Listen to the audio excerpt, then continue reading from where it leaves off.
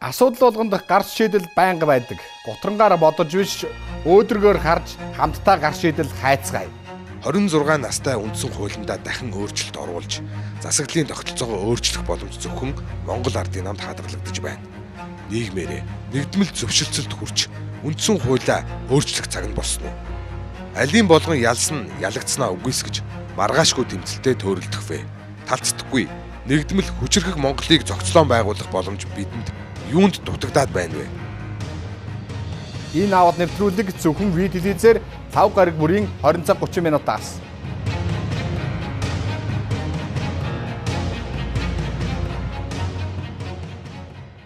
Сайн байцгаана үзэгчдээ, энэ аваад нэвтрүүлэг ээлж дугаараа эхлэж байна. Монгол улс 95 жил ихэд түүхэн 4 удаа үндсэн хууль баталж, 1924 онд, 40 онд, 60 онд, 92 онд гэдэг нэрлүүл олон жишээд дурдж болох юм аа. Гэхдээ үндсэн хууль нь 2 удаага өөрчлөлт хийхээр эд яригдж байна.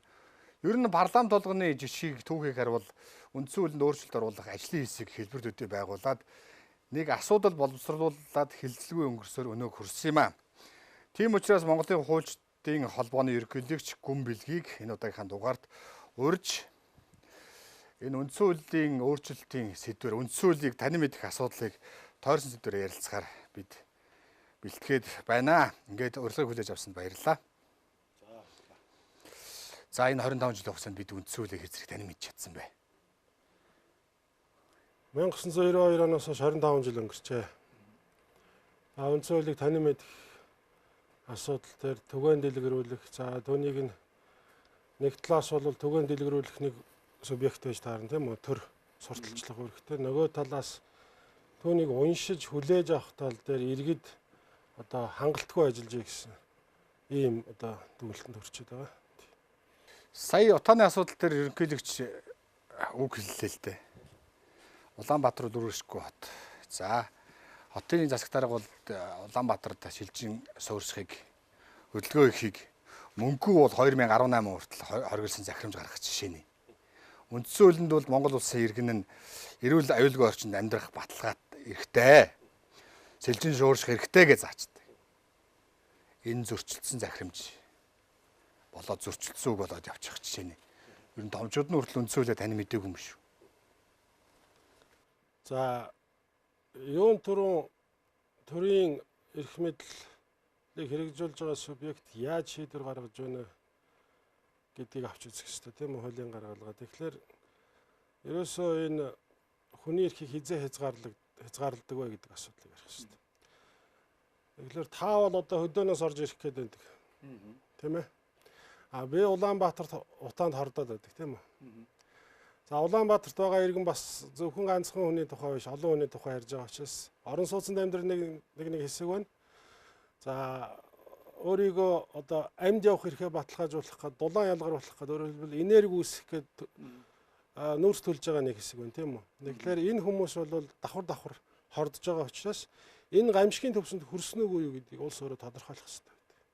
Өөрөөр хэлбэл таныг Улаанбаатарт орж ирэхээс өмнө энэ хязгаарлалт хийх гэдэг шүү дээ. Тэгэхээр гамшигын төвшөнд хүрсэн үгүй юу гэдгийг тодорхойлоход улсын их хурл хүний эрхийг хязгаарласан аливаа зүйлийг онцгой тохиолдолд онц байдал зарлах эсвэл дайны үед бол одоо яг хязгаарлаж болно. Тэгэхээр Улаанбаатар хот өөрөө гамшигын хэмжээнд хүрчжээ гэдгийг хинээр шилүүлэхгүй бүгдээрээ мэдж байгаа учраас гамшигын асуудлыг одоо нийтлэг эрх ашиг гэж хэлээ тийм үү. Нийтлэг эрх ашигыг хязгаарлахын тулд нийтлэг эрх ашигыг хамгаалахын тулд тодорхой одоо цөөнхийн эрх ашигыг бол хязгаарлаж болно гэсэн зарчим байдаг.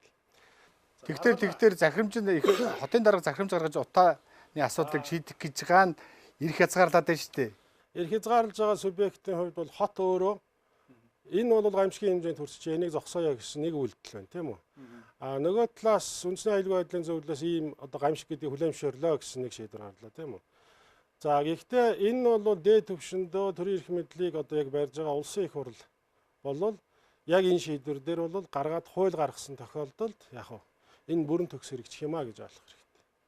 Өөрөөр хэлбэл хязгаарлах эрх бүхий субъект нь хэмп улсын их хурл байх нэ. Хууль тогтоох төрийн эрх хэрэгтэй байгууллагын гаргасан тогтоол юм уу хууль байх нэ. Техник байх нэ гэж ойлгох хэрэгтэй.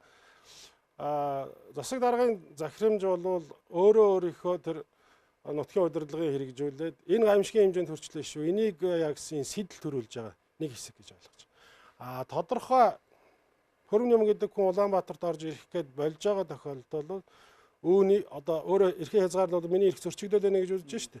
Энэ тохиолдолд бол захиргааны иргэн шүүхээр бол хандаад энэ захирамжийг хүчингүй болох хэсэг талаар шүүхээр тогтоолж болох эрх нээлттэй байгаа гэж ойлгож байна. Тийм биш үү?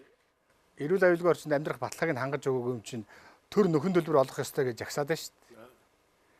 Тэгээд агаарын бохирдлыг бууруулах үндэсний ороо эрх мэдлийг ерөнхий сайд авчингууд ерөнхийлөгч тас эдэлт үгэлээд ажил хийсэн болж харагдаад байх жишээ нь.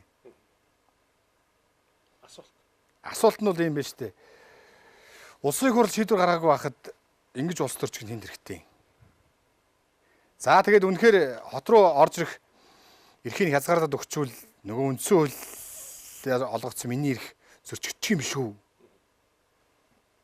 Зөвхөн юун дээр имзэглэж байна вэ гэхлээр энэ Улаанбаатар хот ашиггүй хот болчлоо гэдэг үнэхээр тийм мэдэгдэл тийм үү? Энэ ашиггүй хот, ашигтай хот гэдгийг бол Монгол улсын ерөнхийлөгч бол хэлэх ёсгүй юм байна. Энэ бол одоо бүр хууль ёсны бис дээрээс нь ёс зүйн юм асуудал болчихсон л да. Харин гол зорилго нь юу вэ гэхлээр утаа гэдэг зүйл бол өөрөө гамшигын хэмжээнд хүрчихжээ гэдгийг л тодорхойлж өгч байна. За одоо би таны асуултыг ерөнхийд нь ойлгочлаа. Хүний эрхийг ер нь хаана хязгаарлаж болоод хаана хязгаарлаж болохгүй вэ гэдэг үүднээс нь хуульч хүний хувьд тайлбарлаа шүү. Тийм үү. За тэгэхээр хүний эрхийг бол 1948 оны одоо хүний эрхийн түгээмэл түүнээс хойш гарсан 1966 оны 2 пакт гэдэг. Иргэний ба улс төрийн эрхийн пакт, эдийн засгийн нийгэм соёлын эрхийн пакт. Иргэний ба улс төрийн эрхийн пакт бол ерөөсөө тэр эрхийг эдлэхгүйгээр хүн өөрөө оршин байх боломжгүй тухай асуудал байхгүй. Хоёр дахь эрхийн асуудал одоо эдийн засгийн нийгэм соёлын эрхийнх бол эхний эрхийг зайлшгүй хангасны дараа хоёр дахь эрхийг бол хангах талаар тухайн төр нь өөрөө чадах чинээгээр яах вэ? Боломжоор одоо хангах хэрэгтэй гэсэн шаардлагатай гэсэн ийм хоёр эрхийн тухай асуудал. За ингээд 1-2 дугаар үегээд энэ хоёр эрхийг ярьчихаар эн чинь зүгээр ийм одоо юу гэдгийг 1-2 дугаар үеийн эрх гээд зүгээр л нэг тунхагийн төдий зүйл биш байхгүй юу? Энийг бол үндсэн хуулийн ойлголтоор бол эдийн засгтай холбож таардаг. Тэгэхээр үндсэн хуулийн эдийн засаг гэж ойлголт байна. Үндсэн хуулийн эдийн засаг бол өөрөө юуг одоо их тайлж өгдөг вэ гэхлээр аль нэгэн улс төрийн хүчин төрийн эрхийг авчаад төсвөө захиран зарцуулахдаа эрхийн дарааллыг хараа гэж. Тэгэхээр одоо хаа нэгтээ нэг том хөшөө барих төсөв тийм үү? Утаа боруулах төсөв хоёр чинь аль нь нэгдүгээр үеийн эрхийн асуудал вэ? Аль нь өөрөөр хэлбэл хөрөнгө оруулалтыг шууд нэгдүгээр үед чиглэсэн, дам утгаар чиглэсэн гэж хоёр янзаар ангилах хэрэгтэй байхгүй. Тэгэхээр үндсэн хуулийн эдийн засгийг баримтлаад улсын их хурл төсвөө батлахдаа бол нэгдүгээр үеийн эрхийг яг хангах ёстой. Амьд явах эрх гэдэг бол амьсгалах эрхээс яаж вэ? Эхэлж байна.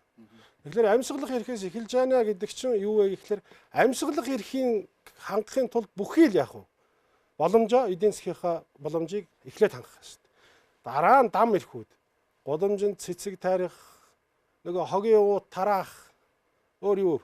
Одоо ингээд нэг барилга барих за аймагуд дээр бол одоо нэг энэ том хаалгууд барьж штэ 200-300 саяар барьж байгаа нэг хаалганууд байна. Энэ бол дам хоёр дахь эдийн засгийн нийгэм соёлын эрхийн асуудал байхгүй.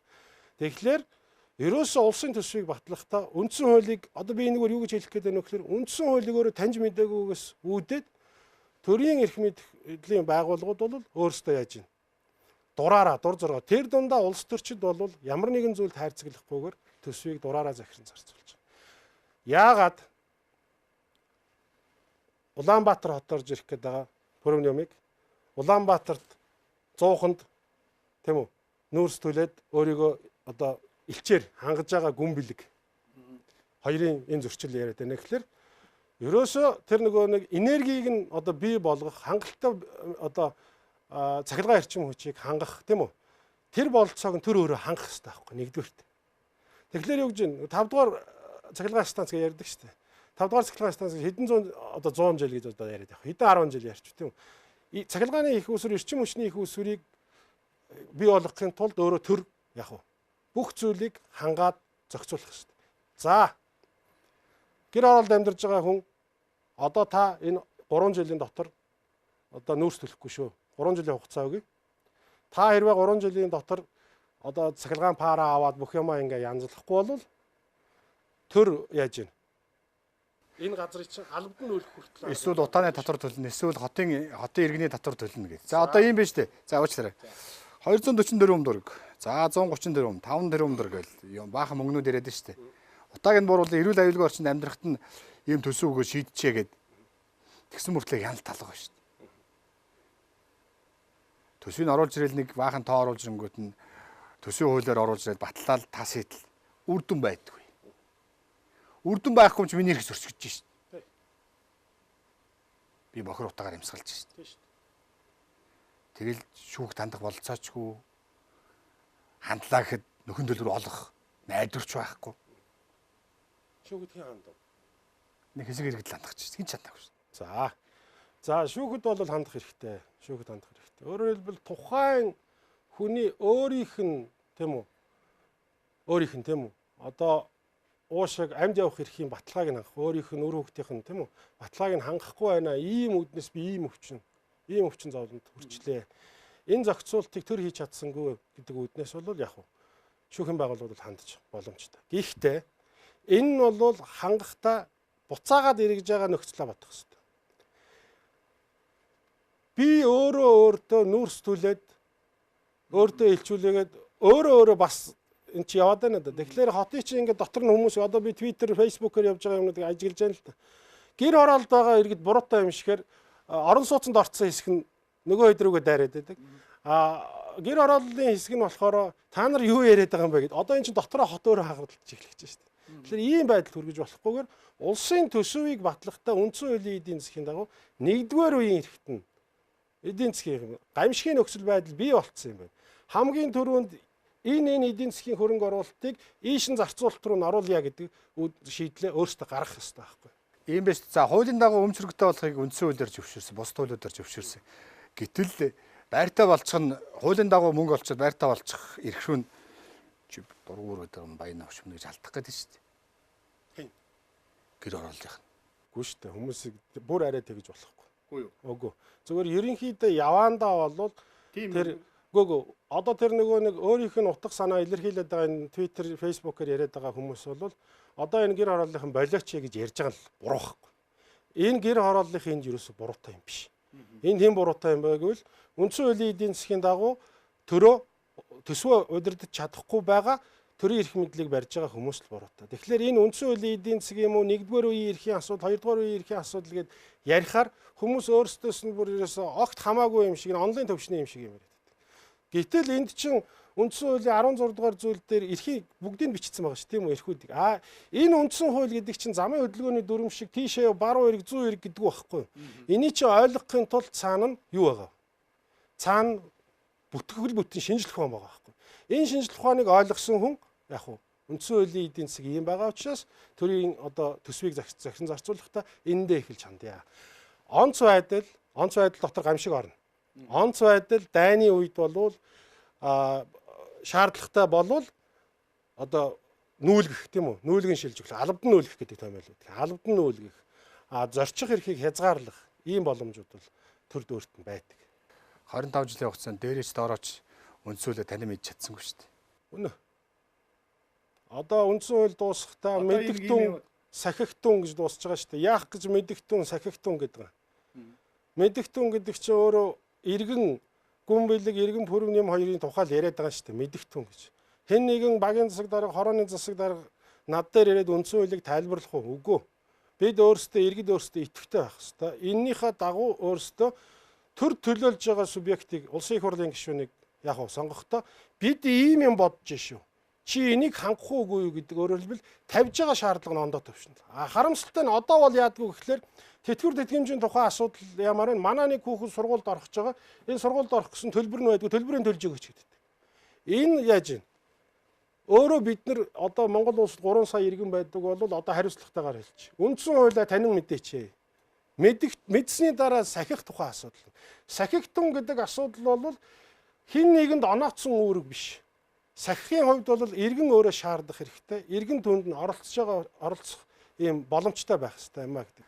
үндсэн хуулиа танин мэдээгүй чи дээрээс доороо чи юу яагаад штэ. За нэг үндсэн хуулийн өөрчлөлт хийх юм байна. Эсвэл үндсэн хуулийн өөрчлөлт хийх ажлын хэсэг гарсан юм байна, судалж байгаа юм байна. За хийчээсээ гэсэн хүлээлт яваад штэ. Нэг шийдэл хайгааж байгаа юм шиг, эсвэл шалтгаан хайгааж байгаа юм шиг, шалтгаан хайгааж байгаа юм шиг. Нэг үг хэлэхэд Ардын хурлын депутат нь ч, улсын хурлын гишүүд нь ч, байсан нь ч, өндөр албан тушаалд байсан ч, байгаагүй ч. За эдгээр нэг юм буу муус гэцгээд халаасаас нэг юм гаргаж ирж байгаа тас идэл өөрсдийн зорилгод нийцүүлсэн өөрчлөлт хийх гээд байна гэдээ хардаад байна шүү дээ. Энэ хоёрын хожир тунгааг яаж болох вэ? Нийгэм өөрөө бохимдож байна. Бохимдол. Энэ эдийн засгийн хамралтай холбоотой, утаатай холбоотой.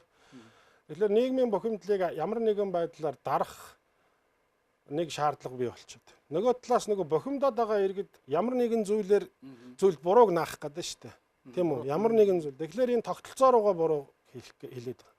Тэгэхээр тогтолцоороо буруу хэлж байгаа энэ тохиолдол бол ерөөсөө нэг хувь хүний тухай асуудал ерөөсөө ярихдаггүй. Хувь хүний, улс төрчийн, улс төрийн бүлэглэлийн намын тухай огт ярихгүйгээр ерөөсөө бид чинь буруугүй шүү. Энэ бид чинь буруу. Тогтолцоо чи айгүй буруу учраас одоо энийг өөрчилъё гэдээ явцсан. Ялангуяа 2012-оос 16 онд төрийн эрх мэдлийг барьж ирсэн улс төрийн хүчин болвол яасан тогтворгүй үйл ажиллагаа бодлогын тогтворгүй өөрсдийнх нь боловсон хүчин албан тушаалынх нь тогтворгүй байсан. Энэ тогтворгүй байдлаа нуухын тулд энд үндэсний хэмжээний маш томоохон PR-ыг 15 оноос эхлүүлсэн. Бид буруугүй тогтолцоо буруутай. Ерөнхий сайдыг тэд эрх өгсөнгүү, сангийн сайдад эрх өгсөнгүү. Яагаад гэвэл улсын их хурл бидэнд нөлөөлөд байна. Тэр тендрийг юм уу тэр одоо сумын клубын ч юм уу санхүүжилтийг өгөхгүй бол төсвийн чинь тухай хуулийг бид нар дэмжихгүй гэж дарамтлаад байна. Үгүй байхгүй. Тэнд байгаа улс төрч тэнд байгаа хувь хүн бол өөрөө юу гэж одоо албан тушаал ашиж байгаа хүн бол өөрөө энэ хүмүүс намайг яаж ийн ажил хийхгүй шахаад байна гэдгийг ард түмэндээ илэрхийлэх ёстой. Боли би ажлыг өгч. Би ингэж бодож орж ирсэн тийм үү? Төсвийг би ийм байдлаар хуваарлаж орж ирсэн. Тэгсэн чинь энэ хямралыг давахын тулд төсөв оруулж ирснийг маань 50% тонгороод өөр юм хийчлээ. За энд хэн буруутай? Энд ингэж ярихад хэвлэл мэдээллийн хэрэгслүүд би бүр хатуу хэлмээр санагдав. 3 засаглал шүүх хэрэг мэдээлэл хууль тогтоох гүйцэтгэх хэрэг мэдлийн цаана дахиад 4 дахь засаглалыг ярьдаг шүү дээ. Энэ хүмүүс хаалттай гэрээ маш их хийдэг. Хаалттай гэрээ зохион байгуулалттайгаар PR хийх. Өөрөөр хэлбэл нөгөө санхүүж хийх усүр нь ийм болгочиход байна шүү дээ. Тэгэхээр нөгөө ажиллаа хийж чадахгүй байгаа хувь улс төрч зоригтойгоор хаалгаас авч гарч ирээд намайг ингэж дарамтлаад байна. Би намайг ерөнхий сайдаар томилогдох гэсэн чинь тийм тендрийг өгвөл би чамайг дэмжинэ. Би төсвөө батлуулах гэсэн чинь манай аймгийн тэр суманд ингүүл би чамайг батлана гэж ингэж өөрөөр хэлбэл нөлөөлөх гэж. Тэгэхээр энэ тогтолцоонд буруутай гэдэг дээр биш хувь хүн өөрөө хаалгаас авч гараад төрөмний сэтгүүлчдээр ирээд за би ингэж бодож байна. Намайг ингэлээ. Би энэ ажлаас татгалчих гэсэн хувь хүний зориг байх хэрэгтэй. Тэгэхгүй бол яаж вэ? Энд чи өөрөө бүх одоо тэр дөрвөн хүрээ нийгмийн дээд доод давхар бүгд өөрсдөө хувь хүнээ олж чадхаа байсан байгаа байхгүй. За энийг яаж засах вэ гэдэг та асуулт тавих чинь тийм үү? Тэгэхээр үндсэн хуулинд өөрчлөлт хийх ажлын хэсэг нэг судалгаа хийгээл засгийн газар танилцуулаад хуульчид эрдэмтэд 15 болон сууж байгаа л нэг ийм юм боловсруулчлаа гэж судалгаа хийгээл. За улсын хурлын ажлын хэсэгт хөргүүлээл 2 парламент дамжиж 45 өөрчлөлтийн төсөл боловсруулаад гэдэг нэг юм хайгаад байна шүү дээ. Та бол буруутай хайж яваад байгаа ч юм шиг. Нийгэм бол юм ихийг улс төрчдөөс хүлээгээд тууштай хүлээгээд байна шүү дээ. Одоо явж гарган дгэл буруу юм шүү. Ерөөсөө ийм шүү дээ. Үндсэн хуулийг нэмэлт өөрчлөлт оруулж болохгүй, үндсэн хуулийг өөрчлөлт болохгүй гэсэн ямар нэгэн сургаал байхгүй. За би бол буруутан нэг тогтолцоонд өгөхгүй, хувь хүмүүстээ өөрсдөө өгье гэж Биднэрт өгöd байна шүү дээ. Танд өгье. Би одоо бас Монголын хуульчтай холбоог төлөөлж байна. Энэ шүүх хэрэг мэдлийн засаглалд ажиллаж байсан энэ хүмүүс хяналт тэнцвэрийн тогтолцоог 25 жил хийж чадсан уу гэвэл бодит үр дүн одоо гудамжинд байгаа амьдрал байна. Гэмт хэргийн гаралт байна. Тийм учраас энд бол бас шүүх хэрэг мэдлийг ажиллаж байгаа хуульч нарын ч буруу, сэтгүүлч нарын ч буруу, улс төрийн ч буруу, эдийн засгч нарын буруу гэдэг бүх олон хүний яаж бол. Гэхдээ төрийг хууль гацаадгүй, хуулийг хүн гацаадаг гэд Бярагийн чимэд огш хэлсэн үг гэдэг. Төрийг хууль гацаадгүй, хуулийг хүн гацаадаг. Ямар ч тогтолцоогоор өөрчлөлөө гэсэн ёс зүйн хүн хувь хүний зориггүй иргэнийхээ үүрэг ухамсарлаагүй хүн гарч ирээд тэр тогтолцоог дахиад яах вэ? Эвдэнэ. За ийм байр суурь. Гэхдээ энэ байр суурийг илэрхийлэхдээ би нэг юм хэлээд байна. Монголын хуульчдын холбоо 5300 гаруй гишүүнтэй. Би яг энэ өнөөдрийн одоо ярилцлаганд бол хувь судлаачийн үднэс тайлбар хэлж байгаа. Бид бол энийг судалж байгаа. Тодорхой хэмжээгээр бид нар 5300 гишүүнээс санал аваад олонх нь тэгж үзэж байна гэдэг дүгнэлтийг бол нэг өдөр хэлнэ. За нөгөө талаас засгийн газрын дэргэд бол хуульч судлаач нар олон нийтийн байгууллагын төлөөллийг оролцуулаад 15 хүний бүрэлдэхүүнтэй комисс байгуулагдсан. Одоо энэ үндсэн хууль нэмэлт өөрчлөлт оруулах шаардлагатай хэсэг гэж. За энийг бас би төлөөлөөгүй. Хувь гишүүний хувьд, хувь судлаачийн хувьд одоо энд ярьж байгаа шүү гэдгийг бас тэмдэглэмээр байна. Тэгэхээр ийм биш үү. За ерөөсөө парламентын сонгодог тогтолцоор бол ерөнхийлөгчийн эрх мэдлийг хязгаарлая. Ер нь давхар дээлийн асуудлыг нэг хийсэн шийдэж өгчөөч гэгээд тогтолцоор өөрчлөлтийг эргэж хүсэж байгаа юм шиг, улс төрчид дэвргэж байгаа юм шиг, эсвэл буруутныг тэндээс бүгдээр хайгаад байна шүү дээ. За Ингэх цаг нь болсноо болоогүй юу? Монгол улсын ерөнхийлөгчийг сонгож байгаа асуудал байдаг. Анх 1992 онд батлагдсан үндсэн хуулийн төсөл дээр Монгол улс бол парламентын бүгд найрамд тулс баяа гэдгийг бол тогтсон. За үүнийхээ хүрээнд бол Монгол улсын ерөнхийлөгчийг хоёр шатны сонгуулиар сонгож байгаа. Нэгдүгээрт бол ард түмнээс санал асуугаад хоёр хүний нэр орж ирээд хоёр хүний нэр орж ирэхээр тухайн парламент нь аль нэг нь сонгоод ерөнхийлөгчд сонгож яая гэсэн юм. За харамсалтай нь тухайн үед бол ардын их хурлын гишүүд өөрсдөө хэлэлцээд за ерөөсөө Монгол улсын ерөнхийлөгчийг бүх ард түмнэр сонгож яая, бүх ард түмнээ сонгож яая гэсэн ийм хандлагаар өөрчлөлт оруулаад ингээ батлагдсан. За Монгол улсын ерөнхийлөгч бол бүх ард түмнээс батлагдсан сонгогдсон гэдэг үүднээс болвол нэлээд их эрх мэдэл эдэлж байгаа. За дээрээс нь органик хуулиар үндсэн хуулийг тайлбарлаад органик хуулиар нэлээд олон тоо нь бол янз бүр байдгийг 60 хэд 40 хэд 70 энтер гэсэн янз бүрийн тоогоор бол хуулиудад зүйл заалтуудад эрх мэдэл олж авчаа гэсэн ийм асуудал байдаг. За нөгөө талаас ардын их хурл байгуулъя. Хоёр танхимтай байя парламентын асуудал яригддаг. За ардын их хурлыг бол байгуулах ёстой, баг хуралтай байх ёстой. За ардын их хурл нь бол ерөөсөө хүний томилгоог нь хийгээд төсвийг батлаад өгчөөе. Ардын их хурлыг 430 депутат орж ирээд тийм ээ. Ерөөсөө төсвийг баталж өгчөөд хин хэнийг нь тэр засгийн газрын ерөнхий сайд нь гишүүн нь байна уу? Бүгднгийн тэр улсын дээд шүүхийн ерөнхий шүүгч нь байна уу тийм үү?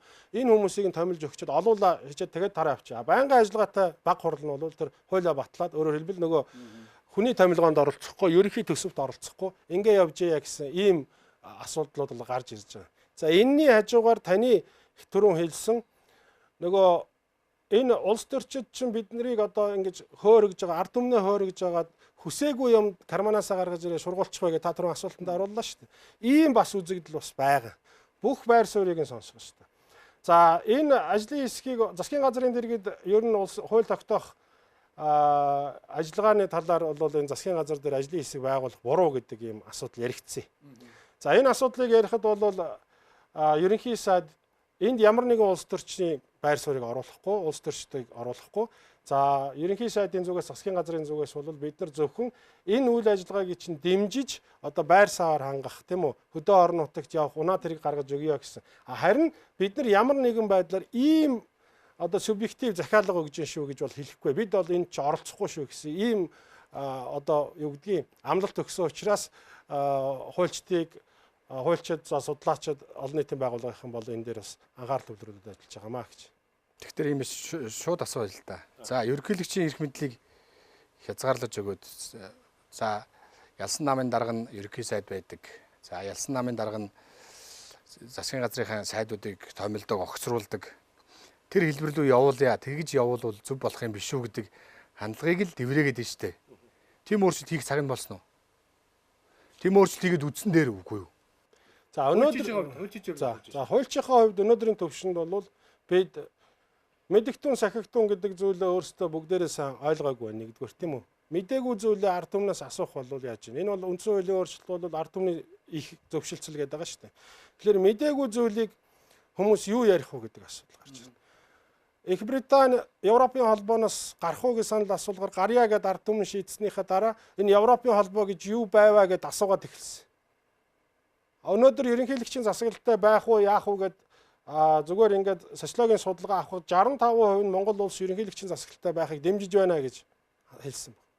Тэгэхээр өнөөдөр цаг нь биш. Монгол улсын ерөнхийлөгч нэг дөрсгүй этгээд гаргаж ирчихэд бүр саваагүйтэй хамаг юм самраа хийчих хэн мэдээ. Өнөөдөр хин нэгэн лидер, онцгой лидер гарч ирээд хүлээн зөвшөөрөгдөө тэр лидер маань биднийг одоо удирдаад явах итгэл үнэмшил танд байна уугүй гэдэг эргэн өөрөө бодох хэрэгтэй. Тэгэхээр бол нэг байр суурь байна. Өнөөдөр үндсэн хуульд гар хүрч болно. Гэхдээ үндсэн хуулийн яаж вэ? Өөрийнх нь хүч нөлцөө чадвахыг таньж мэдээгүй болмоос үүнийг ашиглаж чадаагүй байгаа гэдгийг л гэдэг байр суурь. Үндсэн хуульд 2000 онд өөрчлөлт 7 өөрчлөлт оруулсан. За 7 өөрчлөлтүүл ер нь төр дэтгэл легитим үндсийг алга болгож байгаа л тий. Давхар эрх мэдэлтэй сайд нь төсөв дураараа зарцуулдаг. Тэгээд засгийн газраа их хурлыг хянж чадахгүй гэл нэг юм сул дорой юмнууд нь харагдаад байна шүү дээ. Ер нь энийг нэг харчаа үзчихье, өөрчилчихье гэдэг хандлагыг дэврээгээд байна шүү дээ. Бид ч дэврээжсэн өмнө нэг нь. Биднийг бол та дөрөв муруутан боллоо шүү дээ. Би бас буруутнаас өөрөө бас хамт хүлээн. Зөвхөн сэтгүүлч нарыг гэж хэлэхгүй. Тэгэхээр 7 өөрчлөлтийг эргэж харах. Нөгөө давхар дээлийг тайлах асуудлыг шийдэх цаг нь болсон уу? Зөв. Энэ бол зөв. 1999 онд үндсэн хуулийн бус аргаар процессын алдаа гаргаж нэмэлт өөрчлөлт оруулжээ гэдэг асуудал яригдсан. Энэ өөр үндсэн хуулийн цэцээр ороод дөнгөлт гарсан байдаг. Энийг бол зөвтгүүлээд 2000 онд бол нөгөө дордохын 7 гэж дордох гэдэг үгийг л одоо Чимэнд багш ярьцлага өгөхдөө анх хэрэгэлсэн юм байлаа. Тэгэхээр дордохын 7 өөрчлөлт орсон гэдгийг бол бүгдээрээ хүлээн зөвшөөрж явах шиг байна. Ер нь тэр үндсэн хууль нэмэлт өөрчлөлт оруулах тухай хуулийг санаачилж байсан улсууд ч гэсэндээ өөрсдөө ярилцлагыг үзэхэд бол бид бас тухайн үедээ нэг одоо зөв гэж бодож байсан юм маань цаашаага дараагийн өөр засгийн газар өөр үед бол буруу болж хэрэлж байсан учраас энэ тогтворгүй байдлыг үүсгэсэн гэдгийг хүлээн зөвшөөрж байгаа. Тэгэхээр энд бол нэг ард нийтийн санал асуулга гэдэг байх зөвлгүүгээр улсын их хурл энэ дордохын 7 гэдэг байгаа зүйлээ бол татаад хуучны сэргийчих боломжтой. За давхар дээлийн тухайд. Давхар дээлийн тухайд бол Монгол улс 76 улсын их хурлын гишүүнтэй тийм үү? Энэ 76 гишүүн дотор засгийн газрын гишүүд ороод ирэхээр засгийн газрыг хянах боломжгүй болчлоо гэдэг нь асуудал байна. Энэ бол төрийн эрх мэдлийн хуваарлтын онлын дагуу бол Монтескью гэж хүний онол тийм үү? Энэ онлын дагуу бол энэ нь цөөн хүн амтай дээрээс нь цөөн бүрэлдэхүүнд бол хор нөлөөтэй байх ийм үр дагаврыг бол харуулж байгаа. Тэгэхээр энийг бол яаж вэ? Ерөнхий сайд нь улсын их хурлын гишүүн байж болно. За бусад хүнийг нь бол за эсвэл 3-1 ч юм уу тийм үү? Цөөлөд тооных нь хязгаарын тавьж давхар дээлийг нь тайлбарлах зүйтэй гэж. За бас Монгол улсын ерөнхийлөгч одоо өөрөөр би одоо ерөнхий утгаар нь хэлээд шүү дээ. Энэ төрийн байгууллал одоо энэ гол албан тушаалуудын хоорондын харилцаа тийм үү? Энэ харилцаа бол өөрөө бас үндсэн хуулийн бус аргаар явагдах гэдэг байна. Тухайлбал Монгол улсын шүүх одоо би одоо хуульчин учраас шүүх энэ талаар ярив. Монгол улсын шүүхийн ерөнхий зөвлөл бол шүүхийн ерөнхий зөвлөлийн гишүүдийг Монгол улсын ерөнхийлөгч томилдог. Монгол улсын ерөнхийлөгч томилчаад Монгол улсын ерөнхийлөгчийн шийдвэр нь одоо зарлиг нь хэрвээ ердийн шүүгч хүнд одоо халтай байх юм бол шүүхийн ерөнхий зөвлөл тэрийг одоо хамгаалж чадахгүй. Бэлэн жишээ. 13 шүүгч асуудал. Одоо 11 нь бол одоо өөрөө энэ цаашаа миний их зөрчигдсөн талаар би гомдол гаргахаа болиё гэдээ одоо 12 хүн үлдчихэв. 12 шүүгчийг бол өөрт нь ямар нэгэн одоо тайлбар хэлэлгүйгээр өглөө босоход нь л ажлаас нь чөлөөлсөн байсан. Шүүхийн хараат бус байдлыг хамгаалах ёстой байгууллага нь шүүхийн ерөнхий зөвлөл байхгүй юу? Гэтэл шүүхийн ерөнхий зөвлөлийн нөгөө 5 гишүүнийг чинь ерөнхийлөгч томилсон учраас Монголын хуульчдын холбоо шүүхийн ерөнхий зөвлөлөө та нар үндсэндээ энэ шүүгчнэрийг хамгаалах ёстой шүү дээ. Та нар энэ 13 хүнийг ингэж чөлөөлчихөж байгаа асуудлаараа та нар Монгол улсын ерөнхийлөгчтэй зарга үүсгэч гэж хэлээд бардггүй. Одоо энэ чинь 2-3 жил болж байна. Тэгээд залгуулад шүүх байгуулах асуудал нь үндсэн хуулийн агуулга зарчимдаа зөрчилж байна гэдэг 17 удаа зарга үүсгээл цэцэн улсын хурлын оронд ингээд байлдаад байна шүү дээ. Байлдаач гэдэг бол байлдаач гэх болиё тоо. Тэгтэр нэг юм болохгүй байгааз. Тэ энэ бол эрх мэдлийг хэтэрхий тавьчихсан үнэн учраас одоо судлаач нар бол Монгол улс парламентын засаглалтай юм уу ерөнхийлөгчийн засаглалтай юм уу энийг нэг мөр тодорхой олгоо гэж байнгын санал зөвлөмжүүдийг өгж идэг. Хуульчид хувьд асууч ерөнхийлөгчийг хууль санаасах эрхийг хязгаарлаад өгчвөл энэ Зүг улирлаар явах уу? Ерөнхийлөгчийг танхимаас сонгодог болгочвол зүг улирлаар явах уу? Хуульчид хувьд асууж байгаа шүү. Байж болно. Зүг улирлуу орж болно. Гэхдээ хоёр талтай. Хоёр талтай. Нэгдүгээр Монгол улсын ерөнхийлөгчийг хууль санаачлах эрхгүй субъект зөвхөн хориг тавьдаг этгээдээ тийм үү? Болгоё гэсэн ийм байж бол энэ бол бас байж бол. За энэний сайн тал нь бол Монгол улсын ерөнхийлөгч тэр бүр гүйцэтгэх засаглалын улсын их хурлын хууль тогтоох эрх мэдэл өөрөө дур мэдэн оролцох эрхийг нь хязгаарлаж байгаа. Энэ нь бол Монгол улсын ерөнхийлөгч ямар хүн байна вэ гэдгээс яаж байна? Хамаарж байна. Хэрвээ Монгол улсын их хурл дээр нам бүлэглэлийн эрх ашигт автагдаад улс төрчнөр өөрсдөө бүлэглэл үүсгээд тодорхой хэмжээгээр ард нийтийн ард түмний ашиг сонирхлыг илэрхийлж чадахгүй байна гэж байгаа тохиолдолд Монгол улсын ерөнхийлөгч бүх ард түмнээс сонгогдсон ерөнхийлөгч ийм хуулийг та нар санаачлахгүй бол би санаачлаад өгье гэдэг сайн хүн тийм үү? Зөв хүн гараад ирэх юм бол энэ эрх мэдлийг бол илүү сайн явуулах боломжтой. Хоёр талтай л асуу. Улсын хурлын дараатай зөвшөлдсөд тарах гэдэг юм байна шүү дээ. Санаснаа. За асуулт. Тэгэхээр ерөнхийлөгч гэдэг хүнд олгоцсон эрх мэдлийг энэ эрх мэдлийг яавал зохистой юм гэхээр хүн болгон л өөрөөрхөн тайлбарыг өгөх юм аа. За үнэхээр сонгодог парламентын засаглал руу явуулах шаардлага манад байна уу? Бид нар цөөхөн хамтаа учраас цөөн бүлэглэлийн эрх ашигт тийм үү?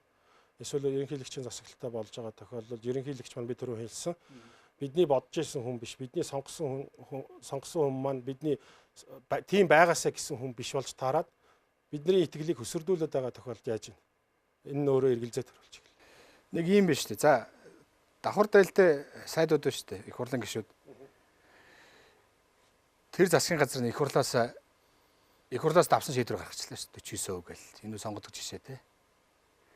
Тэгсэн мөртлөө тийм шийдвэр гаргахад оролцсон сайдуудыг хэрэг татахгүй яваад байна шүү дээ. За энэ бол шүүх хэрэг мэдэлд хууль сахиулах ажиллахаар байгаа эрх мэдлийг хэрэгжүүлж байгаа хүмүүсийн идэвхтэй үйл ажиллагаа шаардсан асуудал байна гэж хэлэхээр. Одоо бол бид нэр арай зөөлхөн байгаад энэ 49%-ийг бол Монгол улсын төрийн өмчийг улсын их хурл өөрөө өмчлөгч нь багхгүй юу? Төрийг төлөөлж.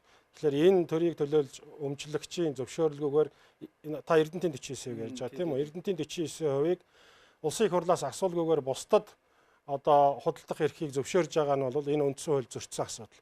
Энийг бол хууль сахиулах байгууллагын үндэсний аюулгүй байдал хариуцдаг ажилтнууд бүгдээрээ судлаад энэ дээр шаардлагатай бол хэрэг үүсгээд за шүүхэн зөв гин буруутай гин буруугүй эсхийг нь яах вэ? Энэ эргэлзээ байгаад байна шүү дээ, тогтоох хэрэгтэй. Энэ дээр бол шалгуур хэлж ажиллах. Зөвхөн Эрдэнэтийн 49% тухайн асуудал биш, оюутлоготой холбоотой Дубан гэрээ гэж алдартай гэрээ байна тийм үү? Энэ гэрээч гэсэндээ ард нийтэд хуульчнаар дунд эргэлзээ төрүүлээд байгаа. Бүх эргэлзээ төрүүлэх бодиттой үндслэл байгаа учраас үүнийг нь судлах тогтоох газрууд нь идэвхтэй үйл ажиллагаа хийх шаардлагатай. Би цэцгийн гишүүнээс ч улсын хурлын хууль зүйн байгууллагын дараагаас ч бас өөрөөс ч гэсэн өмнө тэднээс асуусан. Тусгаар тогтнол аюулгүй байдалтай холбоотой асар олон асуудал байж сэдвүүд байна.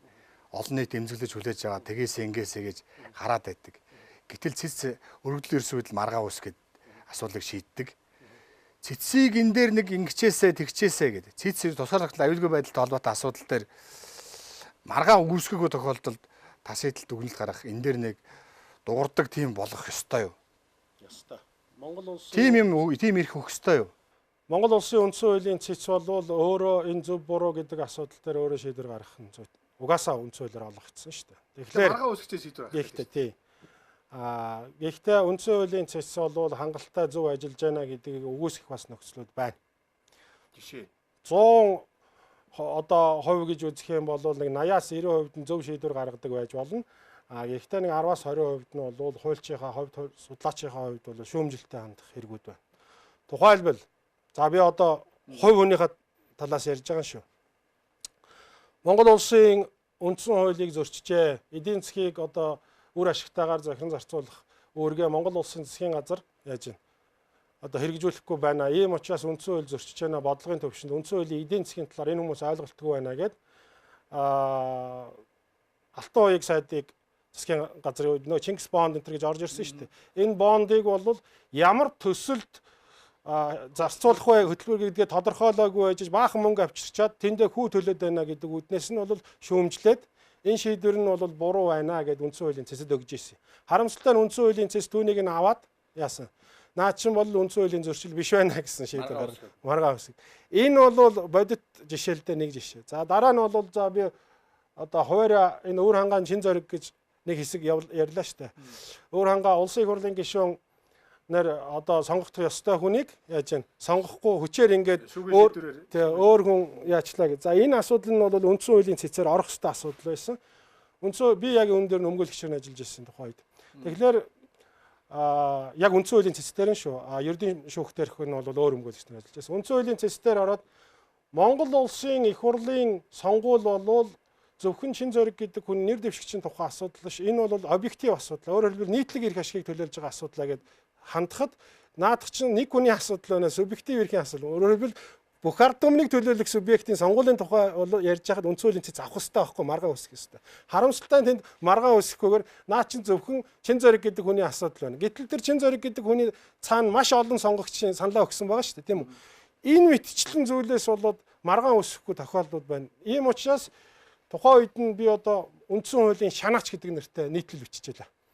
Үндсэн хуулийн манаач уу шанаач уу гэсэн утгатай, тийм үү? Залгуулад нэг асууж. За цэцгээд нэг аппаратын даргагүй болоод жил болчлаа шүү дээ. 1 сарын 19-ноос хойш. Тэгээ насны хязгаар тогтоосон нэг тогтоол хууль ч юм уу нэг юм явангуудаа насны хязгаар тогтоосон асуудал одоогийн цэцгийн гишүүдэд хамаарахгүй гэд явчлаа шүү дээ. Цэцгийн гишүүн нэг гишүүн маргаан үүсгэх гэж асуудлыг авангуудаа за дээд шүүхэл мэдх юм байна гэд хайчих чинь. Нэг улсын хурал цэцгийн хооронд нэг бас толгилцоо яваад байна шүү дээ. Улс толгилцоо гэхээсээ илүүтэй ямар нэгэн байдлаар улс төрийн үйл ажиллагаа, хууль тогтоох эрх мэдлийг барьж байгаа улс төрийн хүчний нөлөөлөл үндсэн хуулийн цэцэд ороод байна уугүй юу гэсэн асуудал. Энэ бол нөлөөлөл чадсан. Хуулиар хамгаалж өгч чадсан. Харамсалтай нь тэнд томилогдож байгаа хүмүүсийн ямар хүмүүс байна вэ гэдэг дээр нийгэмд яаж вэ? Эргэлзээ байгалах. Өөрөөр хэлбэл улс төрчнөр тэнцэнээс зарим нэг хэрэг дээр би бүх хэргийг хэлэхгүй шүү. Зарим нэг хэрэг дээр улс төрчнөр нөлөөлөөд за наадхаа маргаа үсгэж болохгүй шүү гэдэг юм уу ийм байдлаар хандах тийм тохиолдол бол байхыг үгүйсэхгүй. Гэхдээ би нотлож чадахгүй. Тэгвэл залгуулад асууя. Одоо цэцгийн дарга хэн байхаас ерөнхийлөгчийн сонгуулийн үр дүн хамаархна гэсэн нэг хардлага надад байна шүү дээ. Бас цэцгийн дарга хэн байхаас шалтгаалаад цаашаа улсын хурал парламент хоёрын хоорондох харьцаа ер нь цаашаа улс төрийн тоглолт, улс төрийн үйл явц ямар байх нь их юм амарчаад байна шүү дээ. Ялсан намын дарга ядж байхад улсын хурлын дарга байгаад байдаг. Энийг голдролыг яаж хийх ёстой? Цэц даргагүй яваад сонгуульд дуусны дараа болгоо гэж хүлээх үү? Эсвэл одоо хийцэн дээр үү? За нэг ийм асуудал байгаа. Монгол улсын үндсэн хуулийн цэцгийн даргаыг ажилласан чөлөөлөлтөй бол үндсэн хууль зөрчсөн. Тийм учраас одоо шинэ хүн гэж ярихаасаа илүүтэйгээр Монгол улсын үндсэн хуулийн цэцгийн даргаар ажиллаж байсан Жүгнэгийн Амарснаа гэдэг хүнийг хууль бусаар тийм үү? Одоо энд олон болцсон улс төрийн хүчин тухайн цөөнх байлаа шүү дээ. Энэ цөөнх бол маш их шүүмжилж байсан. Та бүхэн үндсэн хууль зөрчөөд үндсэн хуулийн цэцгийн дарга аваа хийчлаа шүү гэж ярьж байсан. Өөрөөр хэлбэл үндсэн хуулийн цэцгийн даргаыг хууль бусаар авчихсан бол тэрийг нь хүчингү болгоод хууль ёсоор нь эдлэх ёстой зүйлийг нь эдлүүлээд явах ёстой гэж. Хийхгүй шүү 6 сар бүгдээрээ шаарддаг л та. Тийм үст. Та наадхаа сэдв болгоод ярил л да. Бид онлайн ярих гэдэг нь бас өөрөөсөө. Үгүй одоо бидний нэвтрүүлгээр ингээх биш. Та бүхэн ч олуулаа яриул бас болно шүү дээ. Тийм олуулаа яриул. Үндсэндээ бол нийгмийн сэтгэл зүг удирдах байгаа. Тэнд чинь Excel-тэй хүмүүсийг авчиж үндсэн хуулийн цэцгийн гатаа жагсаагаад тийм үү? Энэ бол төрж ёсны үндсэн хуульд ёсны одоо үндсэн хуульд ёстой үндсэн хуулийн шүүхтэй газар бол байж боломгүй зүйл. Тэгээ 5-70 гэдэг машин авч унсан гэж загинсараагаад унагцсан шүү дээ. Эргэж ерөөсөө тийм л юм ойлгосон. Нэг юм биш. Энэ бол буруу. Нэг юм биш үү? За. Үндсэн хуулийн цэцдэр дүгнэлт гарчингууд нь 15 хоногийн дотор улсын хурал авч хилцэх ёстой. Ямар нэгэн хариу өгөх ёстой гэдэг хуулийн залт байгаад байдаг. Гэтэл хуралдааны дэгийн тухай хууль нь 5 удаа үндсэн хуулийн алгаж зөрчилдсөн байна гэж цэцэн дүгнэлт гаргачаад байдаг. За шүүх байгуулах асуудал дээр 17 удаа. За 200 удаа маргаа үүсгэнгүүт нь 80 гаруй удаад нь үндсэн хууль зөрчижээ гэдэг нэг цэцэн дүгнэлт хэлээд байна шүү дээ. Гаргаад байна шүү дээ. Тэгсэн мөртлөө ихэнх их хурал хойр хандаад бүр зарим үед цэцэн гишүүнийг авчирч загнаад байцаагаад шүүхэр мэдлэлд нь алдаад байна шүү дээ. Энийг яах вэ? Гар сая л доо. Шийдэл нь ямар? гарц ерөөсөө олон нийтэд хүрэх ёстой. Төрийг өөрөө хэн хянаж байгаа юм бэ гэхлээр бүх ард түмэн өөрөө энэ төрийн эрх мэдлийг барьж байгаа шүү дээ. Энэ бүх ард түмэн өөрөө яг уу энэ талаар шаардлага тавих ёстой. Энд хэн энэ мэдээллийг хэн хүргэх ёстой? Надруу харагдах шүү. Энэ мэдээллийг хэн хүргэх? Та ганцаараа ярьдахгүй байж магадгүй. Бид нар л Тий. Тэгэхээр энэ дөрөв дэх засаглалыг ярихын дөрөв дэх засаглал өөрөө чин шударгаар тийм үү? Энд одоо төрийн үйл ажиллагаанд оролцоод одоо төрийн үйл ажиллагааг сурталчлаад иргэдийн хүслийг одоо уламжлаад явах юм бол энэ болохгүй бүтэхгүй зүйл байхгүй. За энэ хэвлэл мэдээллийн хэрэгсэл гэж ярихаар жишээ нь хувь хүний чинь талаар хувь сэтгүүлч гэж ярихаар бол бас та тогтолцоол ярина. Ягаад гэвэл та цалиа авах хэрэгтэй, гэр бүлээ дэжих хэрэгтэй. Энэ дээр байгаа редакц гэдэг юм уу эсвэл дарга юу гэж хэлсэн би бас тэрийг ингээд тийм удирдлагын юм. Тэгэхээр энээс бас гарах шийдлийг бид юм ярихдаа ер нь дандаа асуудал яриад бохимдлоо яриад байх шийдэл ярьж явах зүйтэй. Тэгэхээр шийдэл бол юу вэ гэхээр хөгжингүй орнууд дээр бол яг одоо нийгэм улс төрийн эдийн засгийн асуудал ярьж байгаа нэвтрүүлэг хийж байгаа эсвэл одоо мэдээлэл засаж байгаа хэвлэл мэдээллийн хэрэгслийг үүсгэн байгуулж байгаа хүнийхэн тоо эсвэл хувьцаа эзэмшиж байгаа хүнийхэн тоог 8-аас дээш болгож тавьж байгаа. Тэгэхээр 8 хүн бол одоо нэг сонины газрыг байгуулах нь шүү дээ. 8 хүн бүгдээрээ тэгш хэрэгтэй. Одоо бол нэг хүн нэг компани ч юм уу нэг улс төрч өөрөө тэрнийг яаж байна? Удирдаад байна шүү дээ. Тэгэхээр 8-аас дээш болгоод өгчих нь бол тэр 8 хүн бол нэгдмэл эрх ашигтай за нэг цөөхөн ганц 2хан жил ч юм уу нэгдмэл эрх ашигтай байж байгаа. Тэр 8 хүн бол өөр өөрсдөө тус тусынхаа ашиг сонирхлоор мэдээллийг задлж эхэлдэг байхгүй. Нөгөө зүйл бол бүх телевиз бүх хэвлэл мэдээллийн хэрэгслийг 8% гэж хэлэхгүй. Одоо зөвхөн кино гаргадаг, хүүхдийн нэвтрүүлэг гаргадаг, спортын нэвтрүүлэг гаргадаг нэг хүн эзэмшиж болно. Зөвхөн тэр хэсэг бол нээлттэй. Яг тав дээр хийж байгаа энэ яриа шиг ч юм уу мэдээ бэлддэг, нийгмийн ухамсарт нөлөөлөх үс ийм зүйл хийдэг зүйлсийг бол ийм хязгаарлах аргууд нь байгаа юм л да. Өөрөөр хэлбэл гадна дотны хүчин зүйл гэж байна. Гадна дотны хүчин зүйлээр та ойлгож байгаа тийм үү? Энэ гадна дотны хүчин зүйл хаа нэгнээс хөрөнгө оруулалт ирээд Монгол улсын тусгаар тогтнол энэ эдийн засгийн болон үндэсний аюулгүй байдалд нөлөөлөх үс PR гэж яриад байна шүү дээ. Энэ PR гэдэг юмыг хийчих боломж байгаа байхгүй. Одоо манай сул тал бол. Энийг хуулиар бол таж өөр юмруу оруулсан. За ийм байна шүү дээ. Үндсэн хуулийг хамгаалсан цойд сургууль 68 тий. Үндсэн хуулийн өөрчлөлт оруулах 68. 68-ыг тойрол нэг юм явуулаа шүү дээ. 17 жилийн хугацаанд. 68-ын цойд сургыг яах вэ гэдгийг үндсэн хуулинд өөрчлөлт оруулах журмын тухай хуулиар өмнөх парламент шийдэд өгсөн. Өөрчлөх суурь нөхцөл бол байгаад байдаг. Шалтгаан болох хуулинч байгаад байдаг. Одоо энэ парламент 65 улаан тасыг шийдчих болцоонч байгаад байдаг. Гэхдээ үндсэн хуулинд өөрчлөлт оруулаад дараагийн парламентаас хэрэгжих ёстой юу? Үгүй юу? Нэвтрүүлэгч дуусгаж. Одоо бол юу байхгүй шүү дээ. Одоо хэрвээ ямар нэгэн байдлаар үндсэн хууль нэмэлт өөрчлөлт оруулах юм бол энэ парламентын үед бол энэ хэрэгжихгүй дараагийн парламентын үеэс л хэрэгжих эхэлнэ. 2010 онд бол үндсэн хууль нэмэлт өөрчлөлт оруулах тухай хуулийг талигаа чимэд огшоор амьд байхдаа яг энэ дээр нь ажиллаад энэ зүйлд нь тухайлбал 5 дугаар зүйл дээр нь байдаг. Энэ зүйлд нь гар хүрч болохгүй. Бусад зүйл дээр нь бол яг ямар шатны дараа таагаар улсын хурлын хэдэн гишүүний оролцоотойгоор ард түмний ард нийтийн санал асуулга ороход хэдэн хүн оролцох ёстой ингээд тодорхой заагаад өгсөн байна. За иргэдийн хурлын эрх мэдлийг өөрчлөе. Сонгогдох болцоог нь харьяа, шүүхийг сонгодог болох эсэх тий тамилдаг сонгодог болохыг бас эргээд харъя гэл хэрхэлж юм шиг хэнэрхэлж юм шиг эсвэл бодиттой гац шийдэл хайсан ч шалтгаан яваад байна шүү дээ. Алин цохилтой. За хоёр асуулт гэж ойлголоо. Засаг захиргааны нутаг дэвсгэрийн нэгж тооны удирдлагын тухай хуулийн дагуу бол одоо намууд одоо орон нутагт өрсөлдөд байна шүү дээ, тийм үү? Намын нөлөө их болчоо сумын төвшөнд бол нам дэндүү их намжрах гэж байна, улс төрж байна гэдэг ийм асуудал яригдж байгаа үднээс Монгол улсын одоо сумын одоо засаг даргаыг бол бүх нийтээрээ сонгоё гэсэн ийм асуудал яригддгийг. Гэхдээ Монгол улсын үндсэн хуульд бол намаас сумын иргэдийн хурлыг бүрдүүлнэ, нам нэр дэвшүүлнэ гэсэн үг байдгүй байхгүй юу. Тийм учраас хэрвээ өөрчлөгдөж байгаа бол нэгдүгээр иргэдийн хурлыг одоо төлөөлөгчдийг сонгохдоо тэр намаас сонгодгийг нь болиулчих болно. Энэ заавал үндсэн хууль гараа өргөхгүйгээр органик бус хуулиар бол зохицуулж болно. Хоёрдугаар сумын засаг даргаыг олон нийтээс сонгоё гэдэг асуудал ярьж байна. Гэтэл энд бол нутгийн өөрөө удирдах ёсны байгууллага болон гүйцэтгэх эрх мэдлийн байгууллага орон нутагт ажиллах ёстой болж таардаг. Хэрвээ сумын засаг даргыг бүх нийтээрээ одоо сумынхан сонгоод хийчих юм бол тэнд гүйцэтгэх эрх мэдэл яаж хэрэгжих вэ гэдэг асуудал гарч ирнэ. Монгол улсын ерөнхий сайд нэг шийдвэр, Монгол улсын засгийн газар нэг шийдвэр гаргаад мах сүүний аян ч гэдэг юм уу тийм үү? Ийм аян гэ хийгээд явхлаар аль нэгэн улс төрийн хүчнийг дэмждэг юм уу бас нэг дөрсгүй хүн засаг дарга болчоод би өөрөө удирдах ёсны байгууллагын хүн Би ард түмнээс сонгосноо засгийн газар чинь буруу ярьж байна. Би энэ ч нэ тийм хэрэгжүүлэхгүй гэдэг аюул үүснэ. Тэгэхээр нутгийн удирдлага бол нутгийн өөрөө удирдах ёстоор нэмэх нь гүйцэтгэх эрх мэдлээ гэсэн ийм хавцаа тааруулсан байдаг байхгүй. Харин нам одоо дэндүү их нам ярьж байгаа улс төрж гэн гэдэг асуудлаа ярихдаа бол тэр нэг сонгуул хийхдээ намууд оролцохгүйгүй юу? Нутгийн өөрөө удирдах ёсыг бий болгоход яахаараа нам ороод ирдгийг гэдэг бодох хэрэгтэй. Нутгийн өөрөө удирдах ёсонд нам орж байгаа мүү юу гэдэг бол яаж юм? Үндсэн хуулийн бус байж болох юм а гэдэг үднээс Монгол улсын засаг захиргааны түүний одоо удирдлагын тухай хууль гэдгийг бол шинээр бичихэд бол боломжтой юм а. Тэгэхээр бүх зүйл дээр бол үндсэн хуулийг буруутгах болохгүй гэдгийг хэлмээр. Бидэнд гарцгүй шийдэл бий.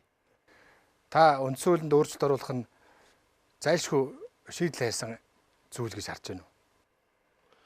Үндсэн хууль өөрчлөлтөөр би түрүүн хэлсэндээ төрийг хууль гацаадгүй, хуулийг хүн гацаадгаа гэж. Ямар ч тогтолцоог ямар ч юмар өөрчлөөд явсан тэр хуулиа мэдэхгүй юм үндсэн хуульд ясаа ойлгохгүй байгаа хүн тэрнийг бол яаж завхруулж болох учраас өнөөдөр нэгдүгээрт мэдэгтүүн сахигтун гэдэг үгнийхээ мэдэгтүүн гэдэг хэсгийг бүгдээрээ ойлгоцсныхаа дараа тийм үү ойлгоод тэр хувь хүмүүс бүгдээрээ хуулийнхаа дагуу ажиллаад 3 засаглал гэж байгаа 4 дахь засаглал маань бүгдээрээ нэг ажиллаж үзээд албан тушаал дээр одоо алба хашиж байгаа хүн өөрөө хууль ёсныхаа дагуу хийгээд явсныхаа дараа тогтолцоо болохгүй байна гэдэг үг рүүгээ шилжих ёстой. Өөрөөр хэлбэл тэр нэгж ч өөрөө болохгүй шүү дээ, тийм үү?